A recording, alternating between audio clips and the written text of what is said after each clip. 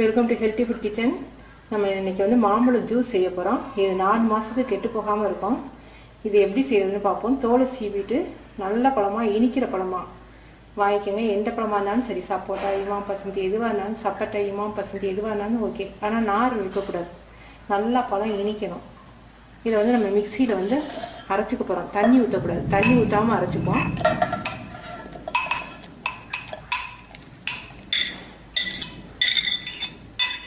இதை வந்து நல்லா அரைச்சிக்கிட்டு அந்த மாம்பழ கூழ் எவ்வளவு இருக்குன்னு நம்ம அளந்துக்கிட்டு அப்புறம் தண்ணியும் சீனியும் நான் எவ்வளோன்னு உங்களுக்கு சொல்கிறேன்.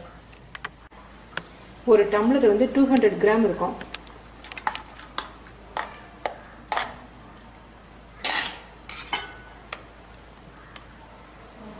கட்டி இல்லாமல் அரைச்சிக்கணும்.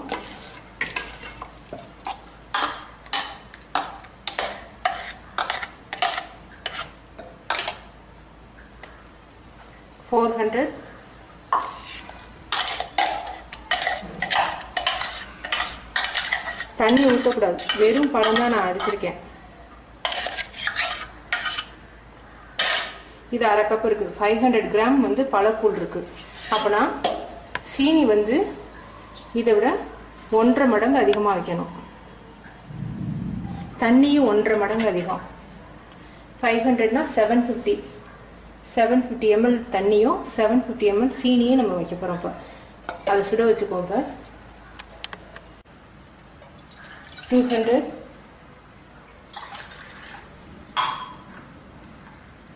400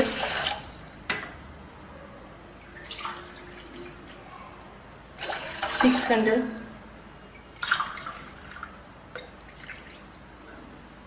இது 3/4 கப் 750.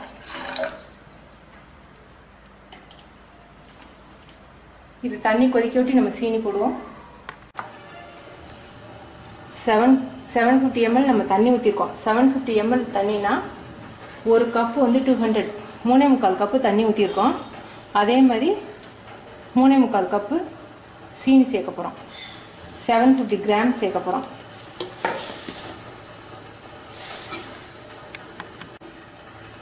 $400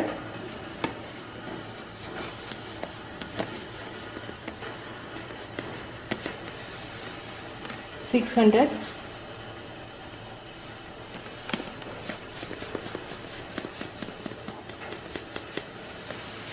$750.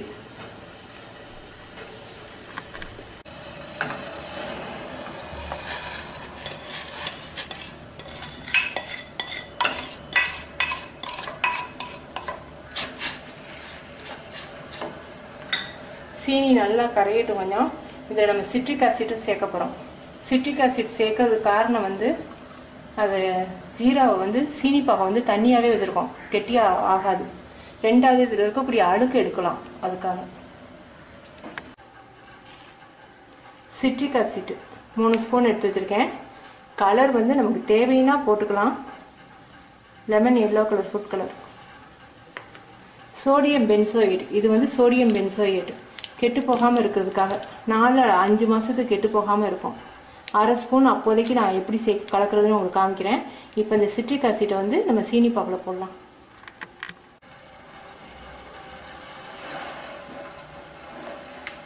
சீனி கரைஞ்சிடுச்சுன்னா போதும். பாகு அளவுக்குலாம் நம்ம காய்ச்சணுங்கிறது இல்லை.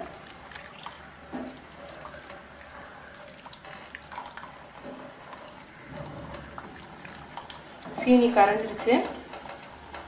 இதை நம்ம வடிகட்டிடுவோம். வடிகட்டி வேற பாத்திரத்தில் மாற்றிடுவோம்.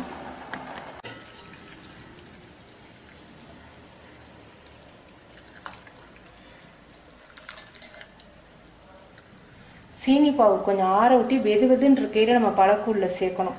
இப்போ நல்லா கொதிக்குது. இது கொஞ்சம் ஆறட்டும்.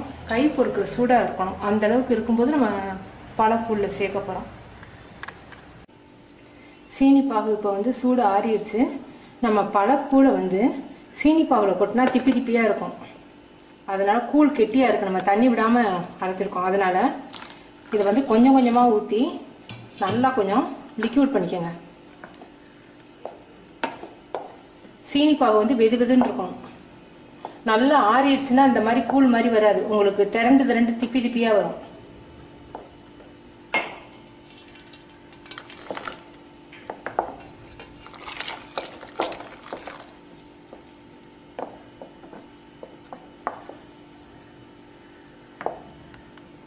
தெரியுதா? லேசாக திப்பி திப்பியாக இருக்குது.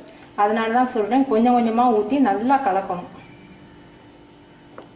அப்படி உங்களுக்கு சிரமமாக இருந்துச்சுன்னா கொஞ்சம் கொஞ்சமாக சீனிப்பாக மிக்சிக்குள்ளே ஊற்றி பழக்கூடையும் போட்டு வைப்பரில் ஒரு சுற்றி விட்டிங்கன்னா நல்லா வந்துடும்.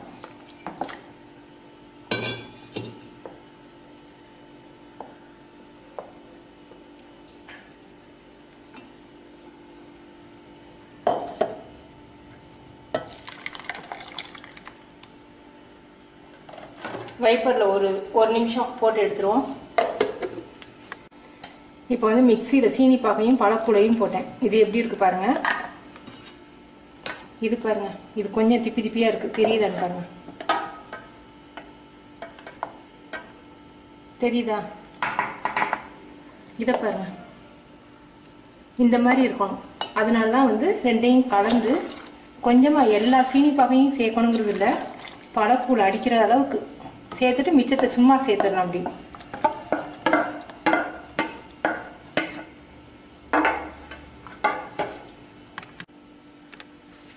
இப்போ நம்ம எல்லாம் ரெடி ஆயிடுச்சு. இப்போ மிச்ச சீனி பாகையும் சேர்த்துடலாம்.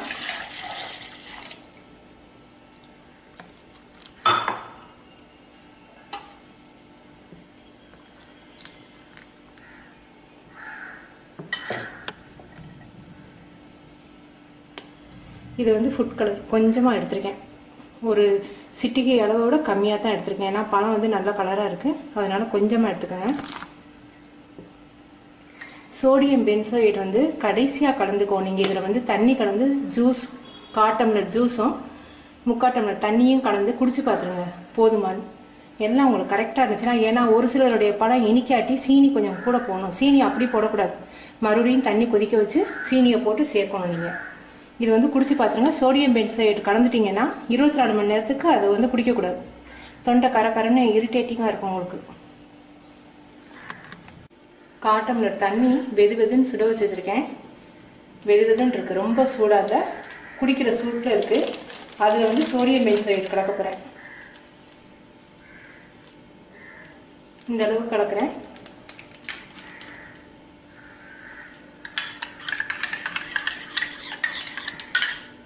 இது இருக்கட்டும்.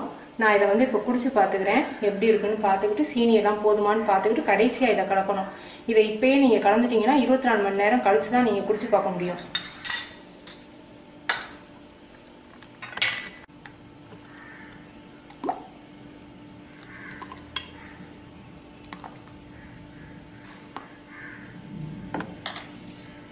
இந்த அளவுக்கு ஜூஸ் எடுத்திருக்கேன்.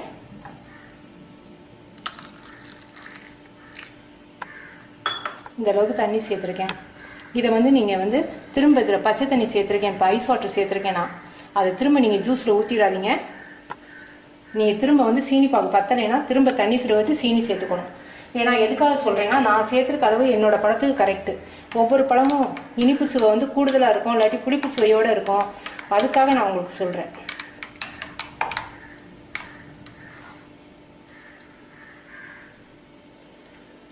இனிப்பு போதும், நான் போட்ட அளவு ஓகே, ரொம்ப சூப்பராக இருக்குது. இப்போ நான் சோடியம் பென்சோயேட் இதில் கலந்துடுறேன்.